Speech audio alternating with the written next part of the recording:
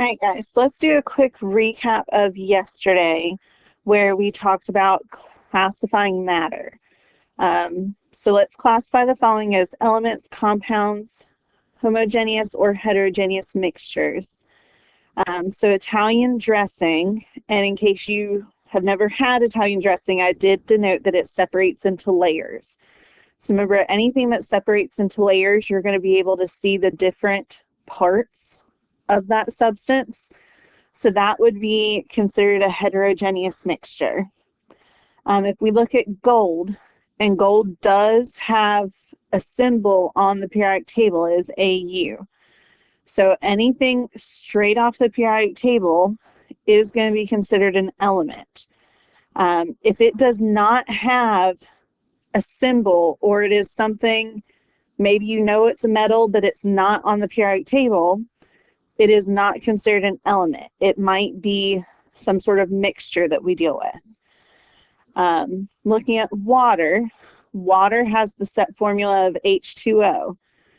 Here it has hydrogen and oxygen, so it does contain two elements, and it has a set formula, therefore it is a compound.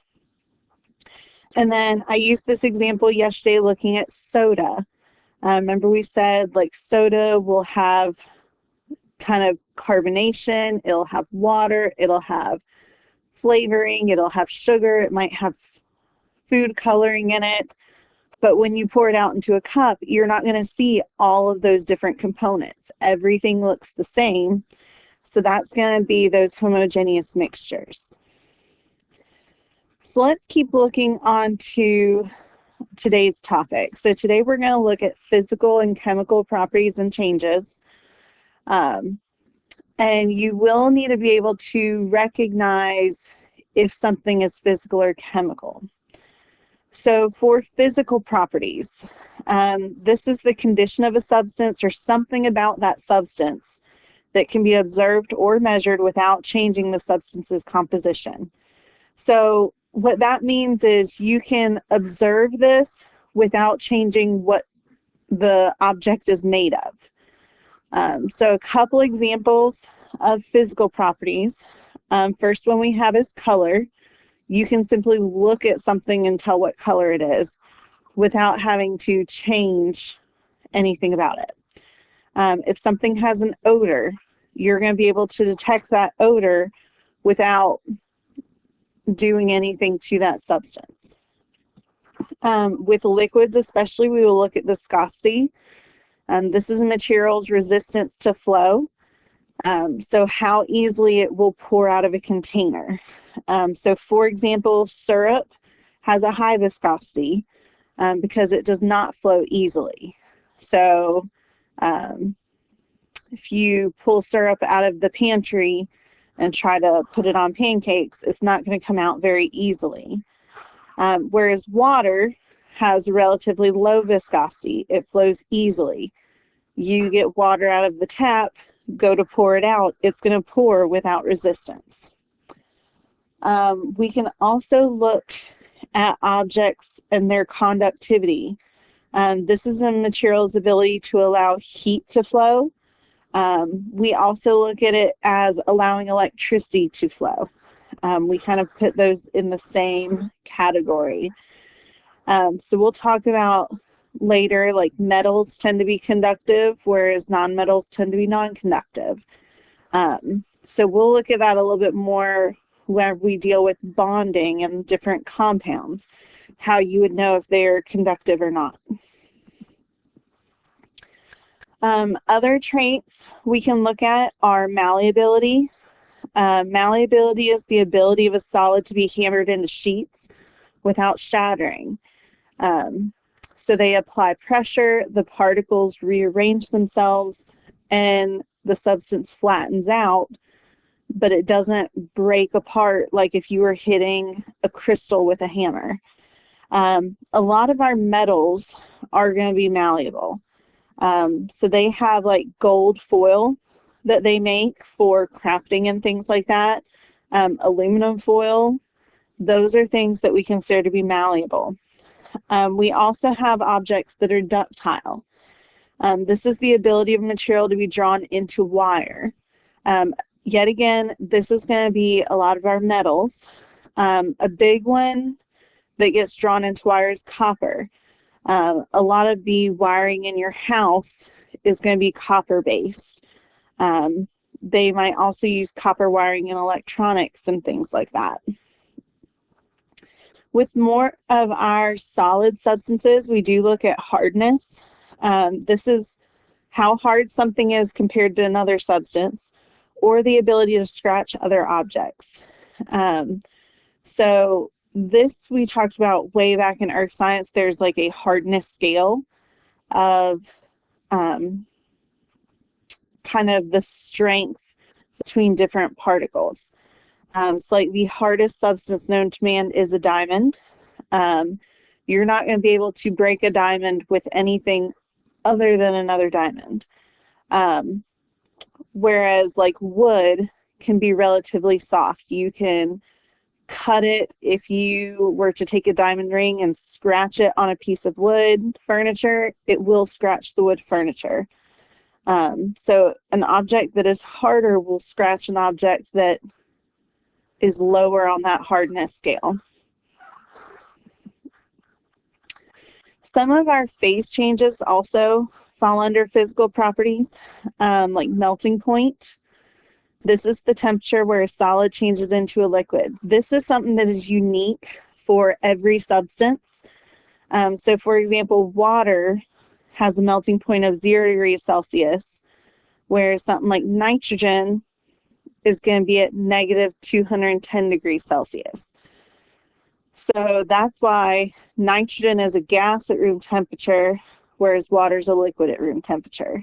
And that's going to be different for every single substance that we come across. Boiling point is another one of those. This is the temperature where liquid changes into gas. And yet again, this is going to be unique for every substance that we have. Water has a boiling point of 100 degrees Celsius, whereas nitrogen is negative 195.8 degrees Celsius. So notice that room temperature is about 22 degrees Celsius, give or take. That is between the melting and boiling point for water, which is why it's a liquid at room temperature. That is higher than both the melting and boiling point for nitrogen. So nitrogen's a gas at room temperature. Those we will come back to when we get to our thermo unit later on. Earlier this unit, we also measured density, which was that mass over volume for every substance. Density is also unique for every substance. So you're not going to have two substances that have an identical density. They might be close, but they tend to not be identical. A lot of times these traits are used to test purity because every substance has a set density.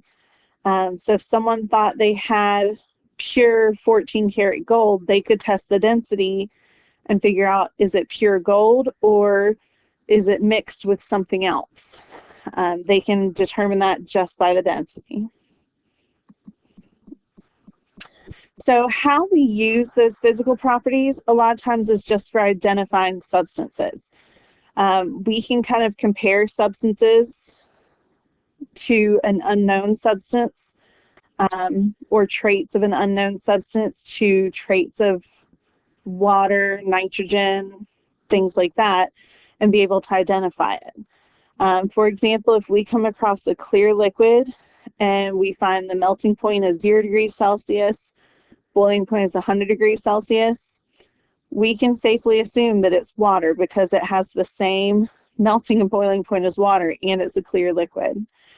Whereas if we come across a silver liquid, there's not too many of those around, but we test the melting point to be negative 39 degrees Celsius and the boiling point to be 357 degrees Celsius. Those values match up with mercury. Mercury is our only metal that is liquid at room temperature. You don't have to know melting points and boiling points. These are actually on the front page of your reference sheet for different substances if you need them. We typically only deal with water, though, for a lot of our melting and boiling. Looking at physical changes, these are going to be changes that alter a substance, but it doesn't change its composition. It doesn't change the actual chemical makeup of that substance. Here I just put some examples up. A lot of our phase changes fall under here. So like boiling, freezing, condensing, melting, those kind of go together. So like if you boil water, it makes water vapor. It is still made of H2O. It's just now in the gas form instead of the liquid form. Same thing if you freeze water. It goes from being liquid water to solid water. It is still water. Dissolving is another one of those physical changes. So say that you have a sore throat and you have to make a salt water solution to gargle with. You have water and you have salt. You put them together and stir. It is still salt and water. They don't actually chemically combine or change in any way. Like I said, melting and condensing are some of those other phase changes. If you break, split, or crack something, so if you whoops, excuse me. Sorry about that. If you split a piece of wood, it is still wood. It is still made of wood. You didn't actually change the substance itself. Subliming is something that you may not have heard of before. We'll come back to this in a later unit. But sublime is what happens to dry ice. If you've ever used dry ice, you have the solid dry ice, which is solid carbon dioxide, and you set it on the counter and it immediately makes a gas. It kind of turns into fog. So it goes from being a solid to a gas without ever going through the liquid phase. That only occurs with a handful of substances, so it's not super common. If you cut something, so say that you cut a tomato, it's still a tomato. You didn't actually change what it was, you just changed its appearance. And same thing if you crush it or bend it. If you crush a can, it's still a can. It's still made of aluminum or whatever metal it would be. So even though the substance appears different, it is still chemically the same. You didn't change its chemical makeup at all.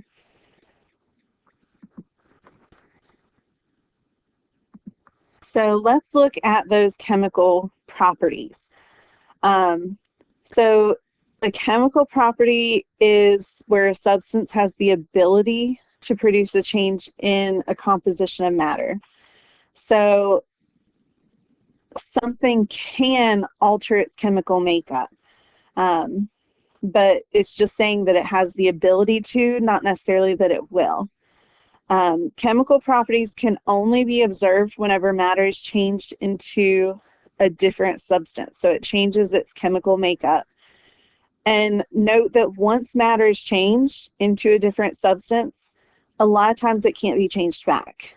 So whereas with physical changes, if we freeze water into ice, we can put the ice out on the counter and it will melt back into water.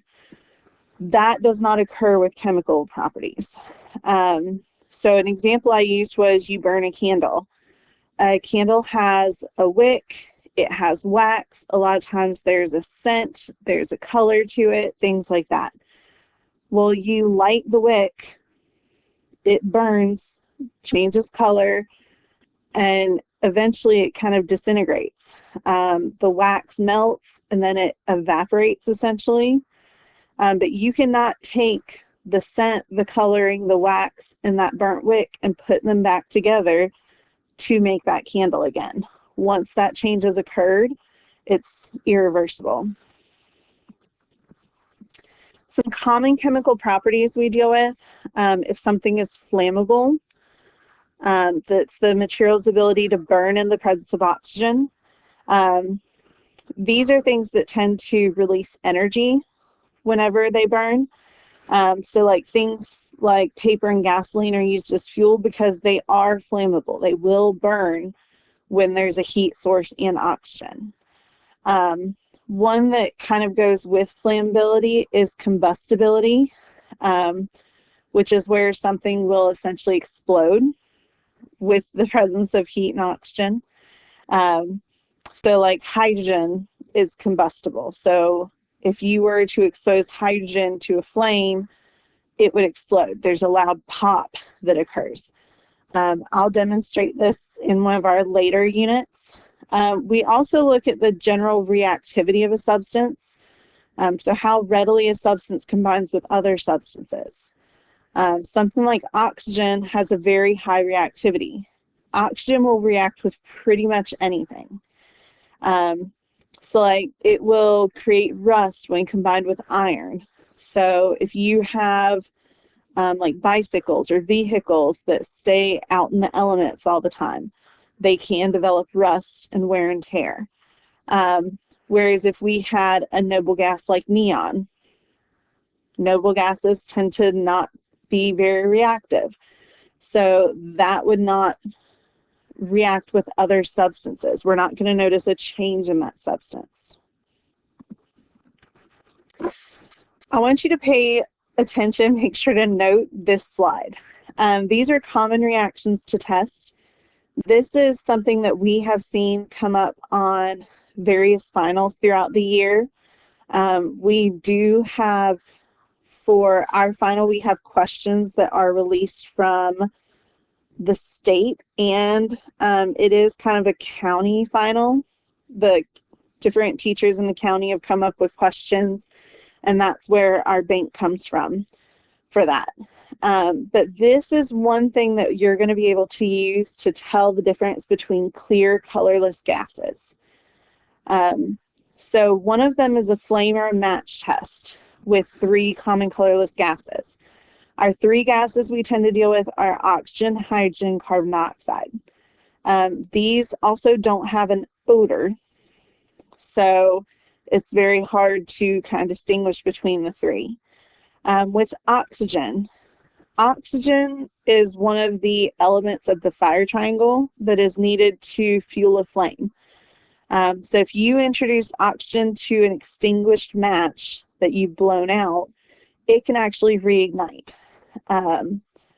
That's one of the reasons they say, you know, if you're ever in a house fire and you always like feel the door to see if there's flame on the other side, if there is, you don't want to open the door because you are introducing more oxygen to the fire and it will spread.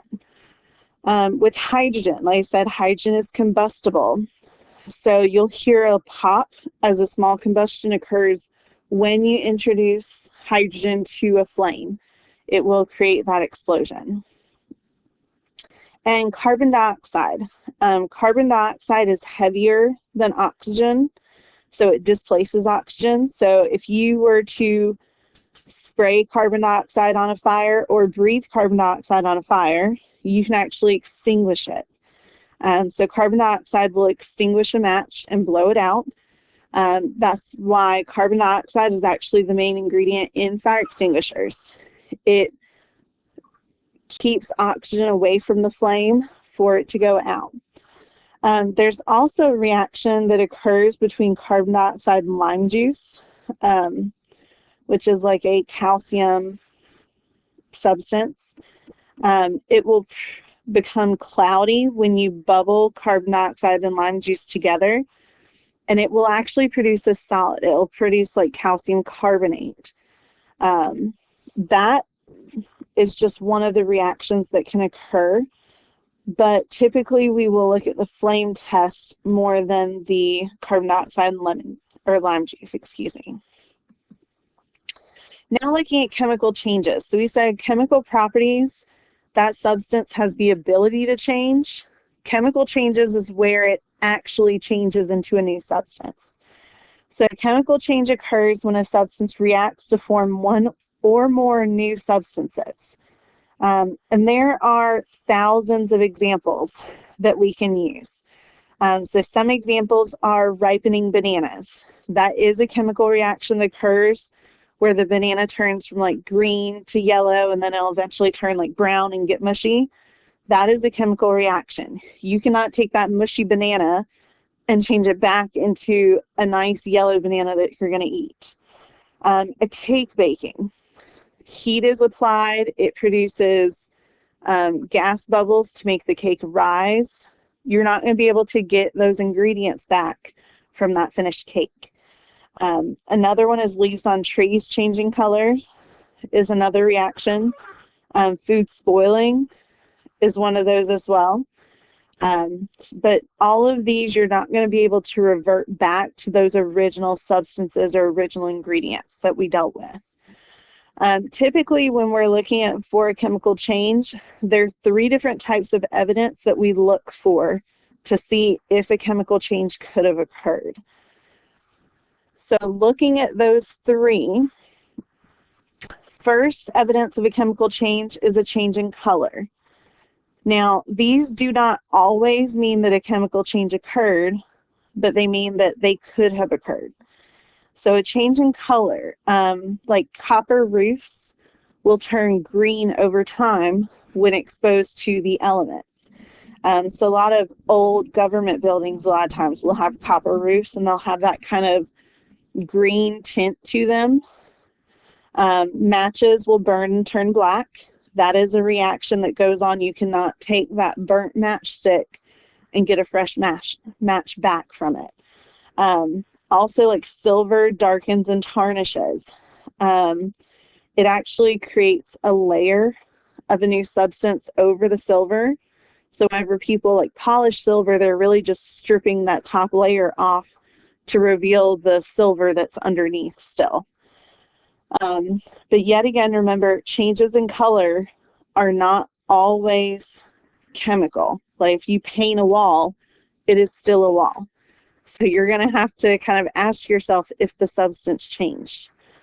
Another evidence piece we look at is the production of a gas. If anything makes bubbles, expands with gas, things like that, it could be a chemical change.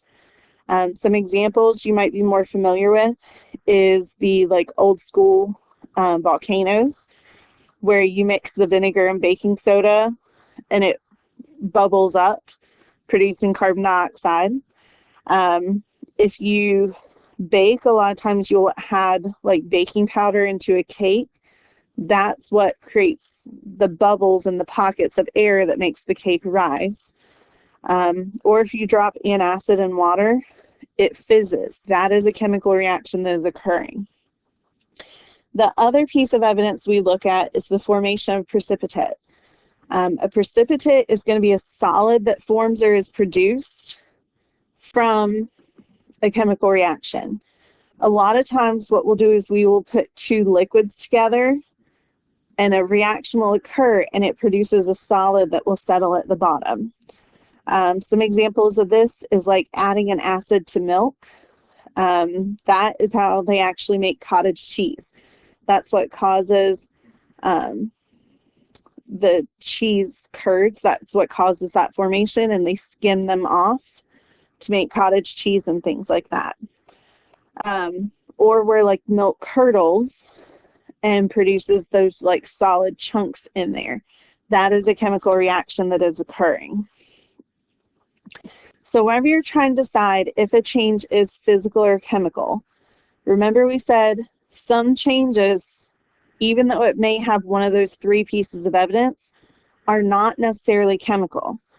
So for example, when they are forming horseshoes, they are going to change color when they're heated or molded, but it's still made of iron. You didn't actually change what it was, you just altered its shape. Same kind of thing when you boil water. It bubbles, it does produce a gas, but it's going from liquid water to water vapor. It is still water. You did not change the substance itself. So the main question you want to look at is, did the substance change? If yes, and you have a completely new substance, a chemical change occurred. If no, and the substance is still the same, it may just look different, then that's going to be considered a physical change. That is all of the notes for Unit 1. Tomorrow there will be a practice quiz up that will go through the parts of the periodic table and the matter and stuff. It is not for a grade, it is just kind of as a self-check for you to go through on your own. You are able to finish up completely the Unit 1 homework, and make sure that all homework is turned in on test day. And you're doing a lab tomorrow. I believe Miss E is going to come in and help you get going. Please make sure that you do have closed-toed shoes and hair ties if needed for long hair.